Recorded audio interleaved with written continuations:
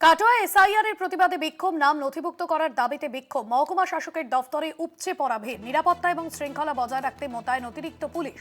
কাটোয়ায় SIR এর প্রতিবাদে বিক্ষোভ, মহকুমা শাসকের দপ্তরে উপচে পড়া ভিড় নজরে এসেছে। প্রতিবাদে বিক্ষোভ, কাটোয়ার এসআইআর এর প্রতিবাদে বিক্ষোভ, নাম নথিভুক্ত করার দাবিতে বিক্ষোভ, মহকুমা শাসকের দপ্তরে উপচে পড়া ভিড়, নিরাপত্তা এবং শৃঙ্খলা বজায় রাখতে মোতায়েন করা হয়েছে অতিরিক্ত পুলিশ বাহিনী। নিরাপত্তা এবং শৃঙ্খলা বজায় রাখতে মোতায়েন করা হয়েছে অতিরিক্ত পুলিশ বাহিনী। কাটোয়া এসআইআর এর প্রতিবাদে বিক্ষোভ চলছে, নাম নথিভুক্তকরণের দাবিতে বিক্ষোভ চলছে। মহকুমা শাসকের দফতরে উপচে ভিড়, নিরাপত্তা এবং শৃঙ্খলা বজায় রাখতে মোতায়েন করা হয়েছে অতিরিক্ত পুলিশ বাহিনী। চন্দন সেনগুপ্ত রয়েছেন ফোন লাইনে। চন্দন, যাদের নাম বাদ গিয়েছে তারা বিক্ষোভ দেখাচ্ছেন, কি বলছেন তারা প্রশাসনের তরফে বা মহকুমা শাসক তিনি কি বিষয়ে কিছু বলেছেন?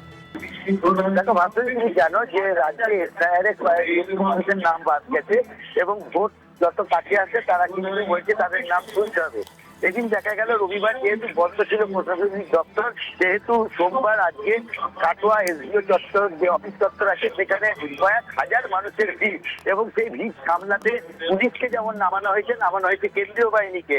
এবং অপরদিকে তুমি জানো যে নমিনেশনের দিন চলছে, নমিনেশন ফাইল করবে আজকে সিপিএম প্রার্থীরা, সেদিকেও একটা চাপ আছে। এই নিয়ে একটা বিশৃঙ্খলা তৈরি হয়েছে কাটোয়া এসডিও চত্বরে এবং যেটা জানা যাচ্ছে যে আবেদনের আজকে শেষ দিন, যেহেতু মানুষ মরিয়া কিভাবে তারা নাম তুলবে, মানুষের মনে একটা আতঙ্ক হয়ে গেছে। তাদের নাম যদি বাদ চলে যায় তাহলে পরে তাদেরকে ক্যাম্পে যেতে হবে, যে ক্যাম্পে গিয়ে তাদেরকে থাকতে হবে, তাদের আর ভারতের নাগরিকত্ব তারা থাকবে না, এটাই তারা ভাবছেন। সেই হিসেবে কিন্তু তারা আজকে এই জমায়েত হয়েছে।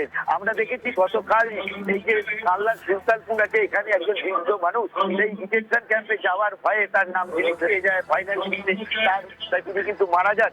এবং সেই কারণেই কিন্তু যত দিন বাড়ছে, ভোটের দিন যত এগিয়ে আসছে, তত কিন্তু এসআইআর নিয়ে উত্তপ্ত হচ্ছে রাজ্য। একদমই। সেক্ষেত্রে চন্দন, মহকুমা শাসক বা প্রশাসনের তরফে বিষয়টা এখনো কিভাবে দেখা হচ্ছে? সেক্ষেত্রে মহকুমা শাসক এবং প্রশাসনিক দপ্তর থেকে চেষ্টা করা হচ্ছে যত তাড়াতাড়ি তাদের নামগুলো অনলাইনে পাঠানো হয়। এই কারণে কিন্তু মেশিনের সংখ্যাও যেমন বাড়ানো হয়েছে, কর্মীর সংখ্যাও তেমন বাড়ানো হয়েছে।